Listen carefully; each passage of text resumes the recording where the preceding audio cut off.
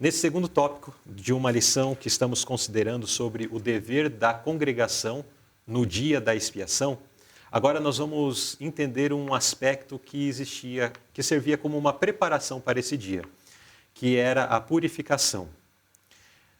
Irmão Antônio Cardoso, pelo fato de nosso sumo sacerdote trabalhar ativamente no céu, que tipo de pessoas são necessárias agora na terra? Que tipo de pessoas devemos ser? Exato. Aqui o apóstolo Paulo fala em Hebreus 10, 22, cheguemo-nos com verdadeiro coração e inteira certeza de fé, tendo o coração purificado da má consciência e o corpo lavado com água limpa. Isso quer dizer que nós devemos chegar-nos perante o trono da graça, chegar diante de Deus, com o coração lavado de todo pecado. O que significa isso? Ou seja, nós devemos hoje buscar nos afastar de todo pecado, abandonar todo pecado, confiar em Jesus e pedir a Ele que Ele nos lave e nos purifique através do seu sangue que foi derramado por nós ali na cruz, para que nós possamos, quando finalizar essa obra, nós possamos estar revestidos com a justiça de Cristo e preparados para o céu. Hoje nós temos, a nossa vida passa em revista diante de Deus. Jesus, como nosso advogado, como intercessor, Ele ainda intercede por nós. Hoje é o tempo de nós confessar nossos pecados, nossas faltas a Deus e buscar cada dia vencer nossas faltas, nossos defeitos de caráter, olhando sempre para Jesus, que Ele é o autor e o consumador de nossa fé. Através de Cristo, nós podemos, pela comunhão com Ele, vencer tudo aquilo que nos impede a ter assim uma inteira comunhão com Ele. E através do sangue de Cristo, nós somos então lavados, somos purificados. Aqui o apóstolo Paulo fala também que através do ministério de Cristo no santuário, qual é o propósito que Jesus tem? Preparar um povo especial, zeloso e de boas obras, que esteja preparado para, quando Cristo voltar, Ele levar para os céus. Então, se nós queremos fazer parte desse povo que vai ser levado para o céu, então hoje nós devemos buscar estar nessa condição. Hoje nós devemos buscar sermos purificados de todos os nossos pecados e sermos, de fato, um povo especial, zeloso e de boas obras. Exato. O finalzinho da nota diz assim, olha, enquanto o juízo investigativo prosseguir no céu, enquanto os pecados dos crentes arrependidos continuam sendo removidos do santuário, deve haver entre o povo de Deus na terra uma obra especial de purificação ou de afastamento de pecado. Exatamente essa obra de preparação necessária e urgente, né? Porque não sabemos quanto tempo mais esse juízo se seguirá, até, enfim, se Jesus vai demorar ou não para a sua volta. Mas nós precisamos estar prontos para hoje. Porque sequer, ainda que Cristo demore mais tempo, mas sequer nós podemos garantir que chegaremos ao final do dia com vida. E se deixarmos nossa preparação, sermos participantes desse processo de santificação para o futuro, amanhã pode ser muito tarde. A gente vê, Luzilei, que é necessário nós entendermos a solenidade do dia da expiação. Como era um dia solene naquele tempo para o povo de Israel. E o mesmo é hoje também. Sim. Nós hoje vivemos nesse tempo, que é o grande dia da expiação. Então, assim como Israel no passado, nós hoje precisamos estar também preocupados, né? Devemos viver de uma forma assim, como se estivesse na presença de Deus. E buscando, com a graça de Deus, vencer toda falta, todo erro, todo pecado, né? E o Espírito de Profecia nos fala que é hoje que nós temos que buscar alcançar o perdão dos nossos pecados para que eles sejam apagados no dia do juízo. Hoje nós devemos estar revestidos com a justiça de Cristo. E o que significa isso? Para estarmos revestidos com a justiça de Cristo, nós devemos estar buscando dia a dia nos afastar completamente do pecado. E se nós sabemos que alguma coisa errada é pecado e nós estamos condescendendo com ele, mesmo consciente, aí nós não podemos ser justificados, não podemos ser revestidos com a justiça de Cristo. E se o nosso nome for passado em revista no juízo, e nós não estivermos afligindo nossas almas, como Israel no passado, então o nosso nome será apagado ou retirado do livro da vida. E os nossos pecados permanecerão registrados para testemunhar contra nós no grande dia do juízo final. Muito bem. Agora, qual é a nossa tendência natural quando estamos longe da comunhão da igreja? Aqui fez menção de longe da comunhão da igreja, trazendo um aspecto daqueles que de repente se afastaram e tal, mas talvez eu gostaria de acrescentar aqui, fazer um parêntese, qual tem sido talvez a tendência natural de muitos quando estão num lugar onde não tem igreja, quando sai de férias, quando vai viajar para um lugar, não tem igreja, não tem irmão, então, qual é a tendência natural às vezes? Às vezes a tendência é a pessoa pensar, bom, aqui eu estou sozinho, não tem nenhuma igreja, não tem ninguém por perto, ninguém está me vendo, né? Uhum. Então as pessoas fazem, muitas vezes, aquilo que dá na cabeça dele, né? Uhum. O que ele acha que pode ser feito, o jeito que ele acha, faz a vontade dele, né? Independente se isso está de acordo ou não, né? E muitas vezes, hoje também existe no ar um espírito de independência, as pessoas querem ser independentes, né? Uhum. Até existe muitos que têm a ideia de que você não precisa de uma igreja, não precisa congregar, não precisa ir assistir às reuniões, porque você pode ficar em casa e adorar a Deus em casa, né? Uhum.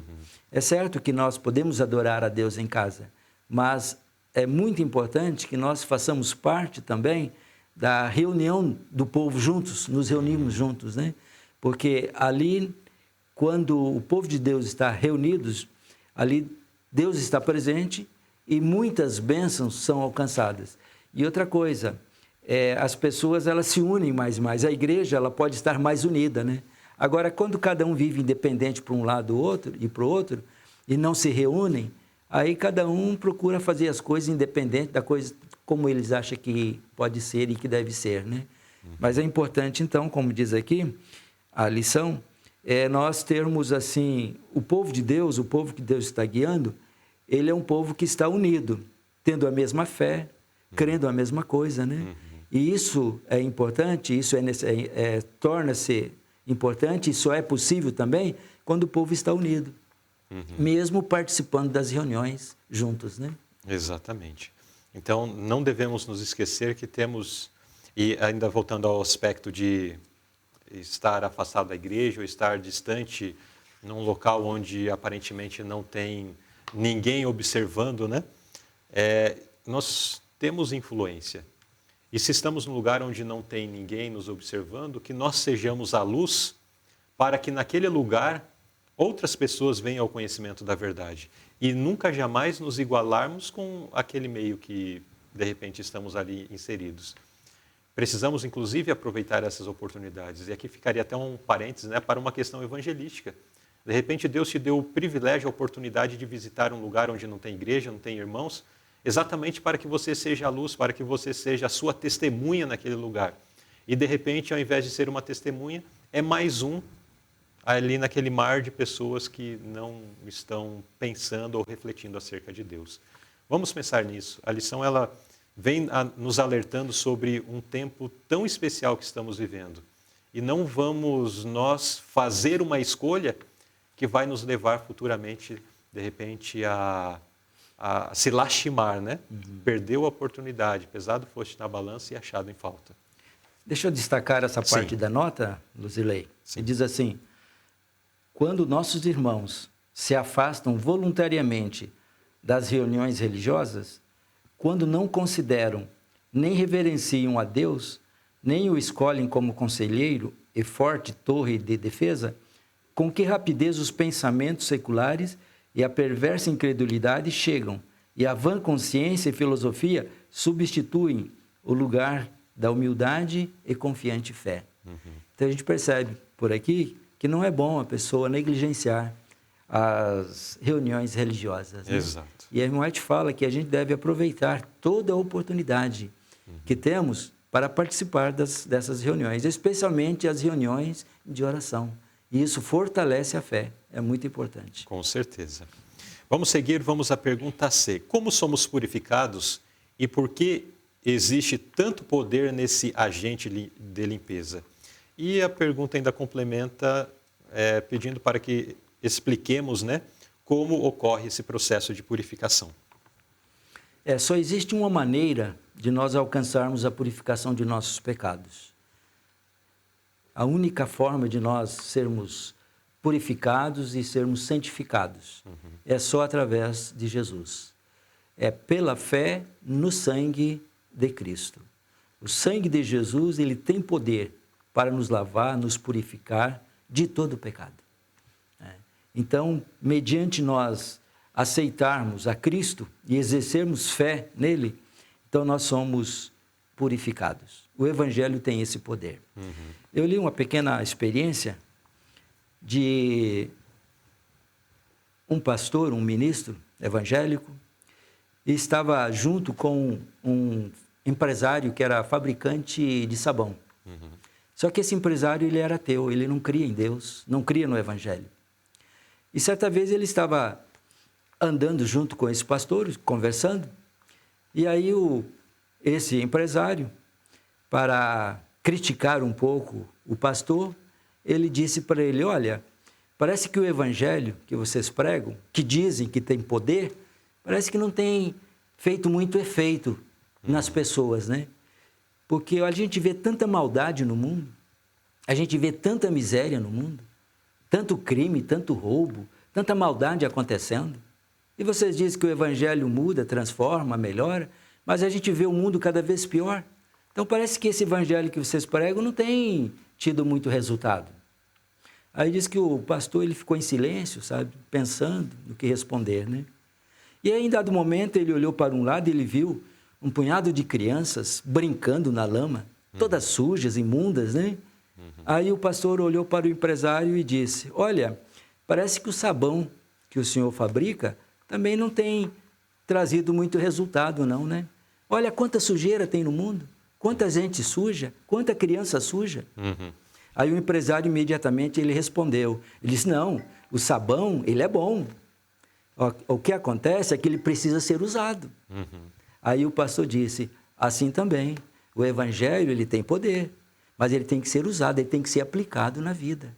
Quando a pessoa aceita o Evangelho, ele é transformado pelo poder de Deus. O Evangelho tem poder de mudar as pessoas, de transformar as pessoas, mas ela precisa aceitar e aplicar na sua vida. É ilustração bem oportuna, né? Exato. Bem interessante. Então, o agente purificador, ele é poderoso, ele purifica o pior dos pecadores, né? Desde que o pior dos pecadores o aceite como seu Salvador. Ele não impõe, né? Ele não impõe a sua vontade sobre as pessoas. E aqui em Apocalipse diz que todos aqueles que estarão entre os vencedores naquele dia são aqueles que lavaram suas vestes e as branquearam no sangue do Cordeiro. Exato. Então, o sangue de Jesus, ele nos lava e nos purifica. E tem um aspecto mencionado aqui na nota que diz assim, também na parte final, diz assim, ó: por isso é que nos é concedido um precioso tempo de graça para que aproveitemos, visando a lavagem de nossas vestes de caráter e o embranquecimento delas no sangue do Cordeiro. Remover as manchas do pecado exige o trabalho de uma vida inteira. Precisamos de esforços diários, renovados para controlar e negar o próprio ego. Então, podemos até... Não, eu aceito Jesus, eu quero Jesus. Jesus é a melhor... É a solução para o meu problema. Mas o quanto estamos dispostos a nos empregar nesse trabalho de permitir, né, ao Senhor remover as manchas. Porque, naturalmente, o Senhor, ele remove as manchas. Mas nós queremos que ele remova as manchas enquanto nós estamos dentro do lamaçal, né, correndo Exato. na poça de lama. Pegue seu filho, tente dar um banho nele enquanto ele está dentro de uma poça de lama para você ver o quanto de tempo você vai precisar. Todo o tempo do mundo, porque você nunca vai conseguir lavar aquele que está no meio da imundícia, porque lava e já está sujo. Exato. Agora, precisamos nós, como essa criança que está no poço, está ali na lama, dar passos para fora dele, para que a lavagem de Cristo, então, realmente surta o seu efeito. E é uma questão de decisão diária, né? E eu quero destacar mais um pedacinho da nota. Sim. Diz assim, ó: quando Cristo vier, ele não mudará o caráter de ninguém.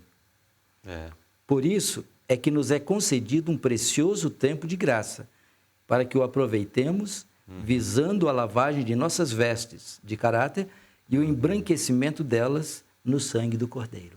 Então, hoje é o tempo de nós buscarmos essa purificação, essa transformação. Porque quando Cristo vier, o nosso caráter ele está fixado, não vai ser transformado lá na volta dele. É hoje que devemos operar, que o nosso caráter deve ser transformado, à semelhança do caráter de Cristo. Exato. Então, o tempo de graça, o tempo de oportunidade é hoje. Enquanto Cristo ainda, ele está lá no santuário intercedendo por nós, como nosso advogado, como nosso intercessor. Hoje nós podemos contar com a ajuda de Cristo. Mas depois que Jesus terminar a obra de expiação ali no santuário e ele se preparar para voltar à terra, aí já não haverá mais tempo de nenhuma mudança de caráter, né? Exatamente. Muito bem. Nesse segundo tópico, então, refletimos bastante sobre a questão da purificação urgente e necessária para esses dias em nossas vidas, né? E temos não somente uma ordem de Deus ou um reclamo da parte de Deus chamando-nos para a purificação, mas na mesma medida em que Ele nos chama para a purificação, Ele está disposto a efetuar essa obra em nós. Precisamos permitir que Ele a efetue completamente em nossas vidas.